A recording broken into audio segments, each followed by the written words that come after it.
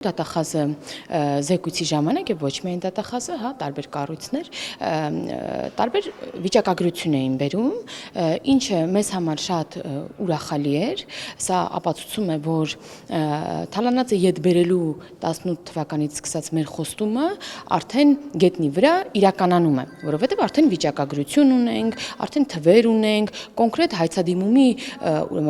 պատասխաններ ունենք, գին ունենք վերադարձված բազմաթիվ շենքշինություններ